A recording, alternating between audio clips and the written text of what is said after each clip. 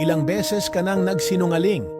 Bongo, gigil na binuweltahan si PNP spokesperson John Fajardo sa usapin ng pag-aresto kay Duterte. Hindi na napigilan ni Senador Bongo ang kanyang damdamin. Sa harap ng mga kasamahan niyang senador at opisyal ng gobyerno, sumugod ang kanyang galit at hinanakit kay Philippine National Police spokesperson Brigadier General John Fajardo. Ang dahilan?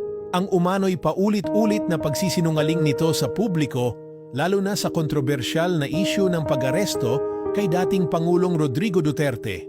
Sa isang mainit na Senate hearing na pinangunahan ni Senadora Amy Marcos, malinaw ang paninindigan ni Go.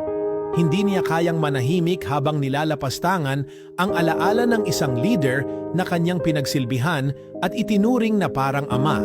Sa totoo lang po, ilang beses ka na pong nagsinungaling. Now, Brigadier General John Fajardo. Napuno ng tensyon ang silid. Walang takot na hinarap ni Go ang opisyal ng PNP na tila iwas sa mga masaselang tanong tungkol sa naging proseso ng pag-aresto kay Duterte. Hindi rin nakaligtas kay Go ang tila pagsasawalang bahala ni Fajardo sa emosyon ng mga pulis na nakunan ng video habang umiiyak sa mismong araw ng pag-aresto. Sa interview mo, sinabi mo na nagpunas lang ng pawis ang mga pulis na nakunan ng video na umiiyak habang inaaresto si Pangulong Duterte. Mapigilan mo bang umiyak? Nasasaktan po yan. Maraming beses nang nasaksihan ng bansa ang matibay na ugnayan ni Duterte sa kapulisan. Sa kanyang panunungkulan bilang Pangulo, itinaguyod niya ang kanilang kapakanan, ipinagtanggol sa gitna ng kontrobersya at binigyan ng lakas ng loob upang ipatupad ang batas.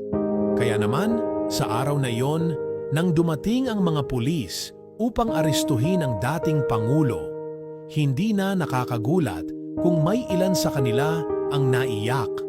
Hindi dahil sa init ng panahon, kundi dahil sa bigat ng kanilang damdamin.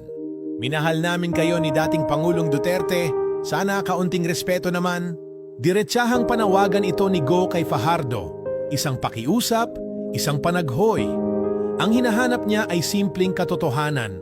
Ang hinihingi niya ay respeto, hindi lang para kay Duterte, kundi para sa taumbayan na may karapatang malaman ang buong kwento. Ayon sa senador, hindi na ito ang unang beses na nagbigay ng hindi tugmang pahayag si Fajardo. Minsan na rin daw niyang tinangka itong kausapin upang alamin kung paano at kailan maaaring malapitan ang dating Pangulo sa oras ng pag-aresto. Pero sa halip na malinaw na sagot, tila pag-iwas at pananahimik lamang ang kanyang nakuha. Doon na lamang po tayo sa katotohanan.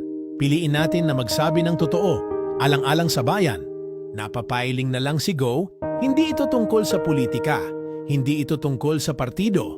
Ang issue ay mas malalim, ang pananagutan ng mga nasa kapangyarihan na magsabi ng totoo, kahit masakit, kahit hindi popular.